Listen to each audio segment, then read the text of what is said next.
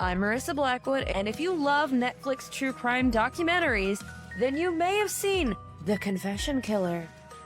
Ooh. Netflix released a 5-part serialized documentary, The Confession Killer, which was based off the crimes of serial killer Henry Lee Lucas. Have you heard of him? Henry Lee Lucas was the man who claimed to have murdered over 600 victims. That is a lot. Listener's discretion is advised. If you're a fan of horror movies or true crime, or perhaps both like myself, don't forget to like and subscribe.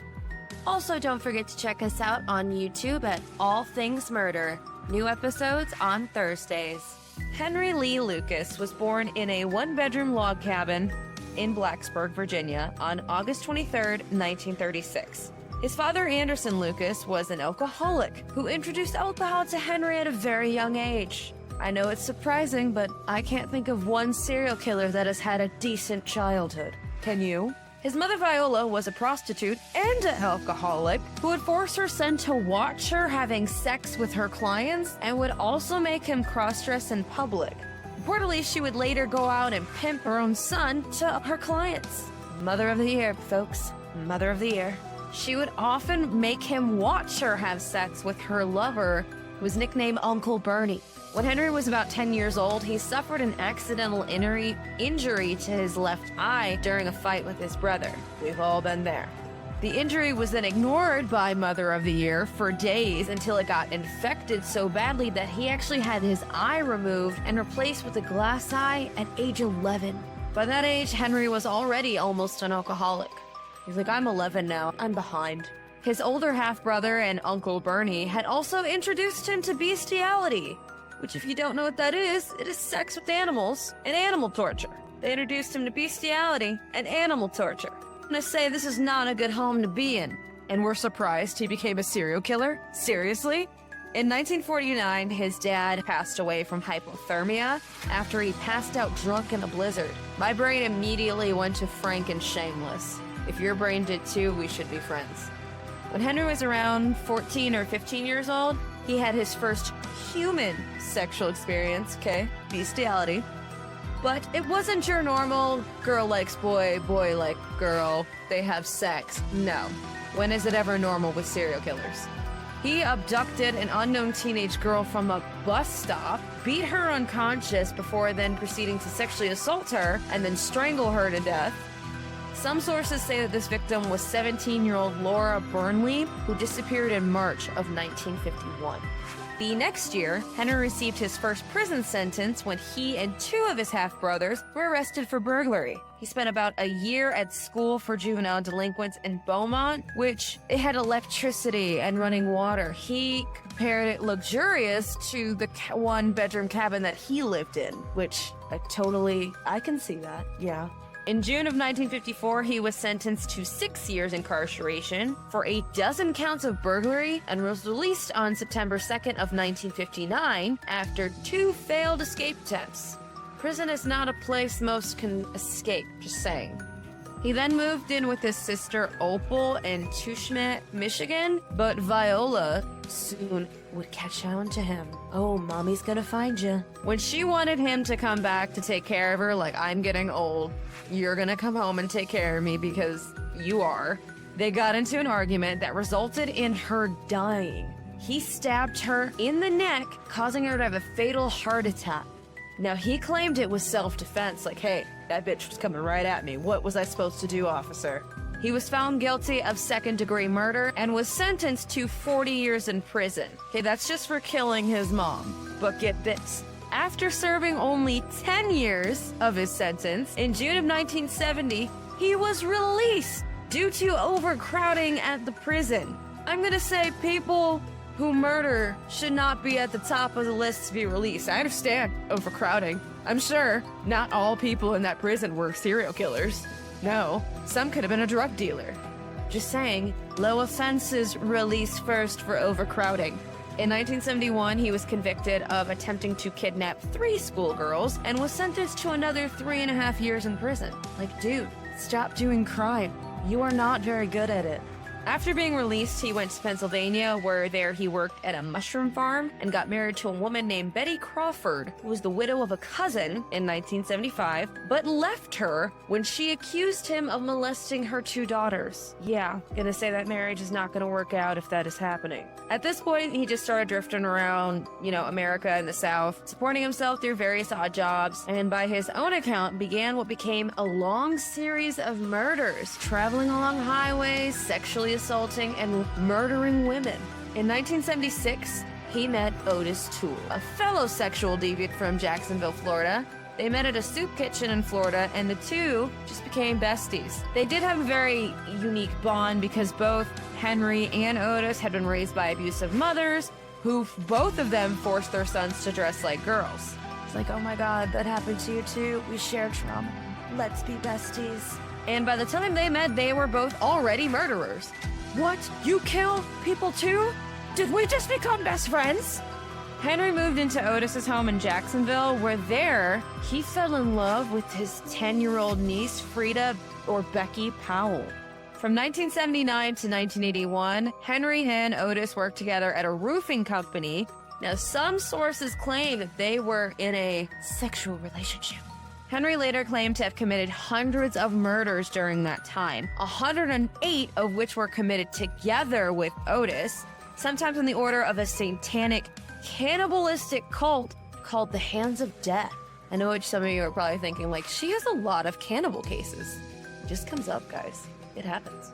He also claimed that Otis's preferred MO in his killings was to crucify his victims and then barbecue and then eat them, though none of the known murders he confessed to were committed in that way. Henry claimed that he never took part in those acts because, not for moral reasons. Oh no, it's because he didn't like barbecue sauce. I just don't like the taste. Shortly after they and Becky moved to Stoneburg, Texas, Becky was just, becoming smitten and in love with Henry, like, he's hot. She started to get homesick, so he agreed to move to Florida with her, and they ran away together, leaving Otis behind. Otis was so upset that he allegedly killed 9 people just to blow off steam. But Henry and Beckel's little runaway love did not last very long and did not make it very far. Henry got a job working for an elderly Kate Rich in Texas, where he and Becky got a place to go and live. The two were later kicked out by her neighbors when it was found out that they had been cashing checks written in her name. They did find a brief home at House of Prayer, which was a Pentecostal commune in the area.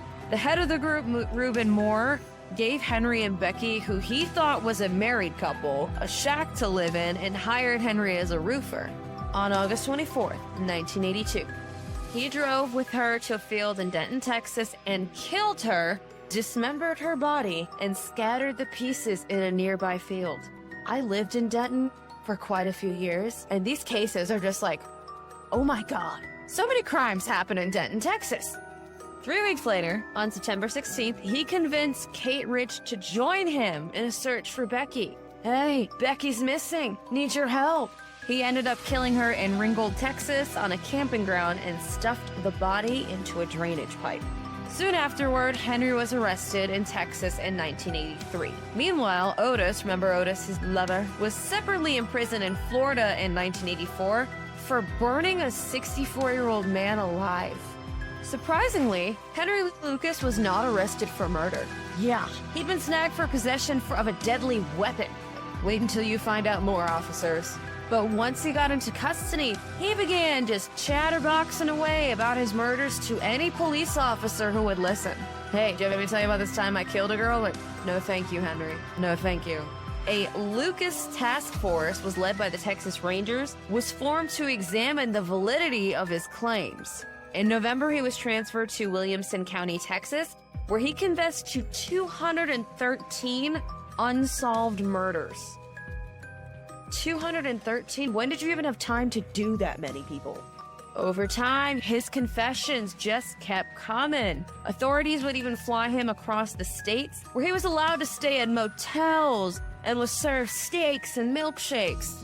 He is a serial killer. Stop rewarding him. Among the murders he confessed to was the death of patrolman Clenny Curtis in West Virginia, which had previously been deemed a suicide. As time went on, law enforcement started to pick up on some major discrepancies in Henry's timeline. Plus DNA testing began to contradict some of his stories, you were not at that scene, dude. And on top of that, Henry didn't offer much hard evidence to back up his increasingly far-fetched tales. Dude, you need some, details, dates, times, eye color, something. It was later revealed that some of the members of the task force assigned to him secretly provided him with evidence and asked him leading questions in an attempt to get more confessions. Super illegal. That said, some Texas Rangers remained convicted that he was telling the truth about at least some of those murders, some of the 213 he had to have done. In the end, Henry Lee Lucas was found guilty of 9 murders in Texas, including those of Becky Powell and Kate Rich and the officer Curtis in West Virginia. He received the death sentence for the 1979 murder of an unidentified woman in Texas, known only as Orange Socks, after the only piece of clothing the body wore when it was found. However, this was one murder he could not have committed, as his work records show that he was working as a roofer in Florida at the time, looking like the wrong guy. He soon began to recant many of his confessions, admitting only to have killed his mom, Becky, Kate, though he once flatly stated that he was not a serial killer. He said, hey, I killed 2-3 people. That's not serial. More than one, you're a serial. In 1986, 6 days before his execution, his death sentence was commuted to life imprisonment by then-Governor of Texas, George W. Bush.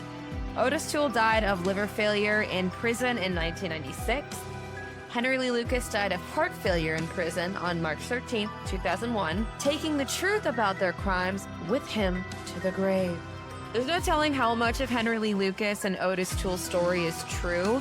A district attorney named Ken Anderson, who prosecuted Henry, said he believed the murderer had killed anywhere from 3 to a dozen people. To this day, many people are still trying to get to the bottom of this twisted story. Other than the Confession Killer docuseries, there are 2 other documentaries and 4 films that have been made about this guy, including the critically acclaimed Henry Portrait of a Serial Killer. But the real numbers of murders may never be known. So how many victims does Henry Lee Lucas have? We may never know. And that is the story of Henry Lee Lucas, the Confession Killer. Rest in peace to all of the victims, found and unfound. Thank you all so much for joining me. I'm Marissa Blackwood, and don't forget to tune in next week for a new All Things Murder, if you dare.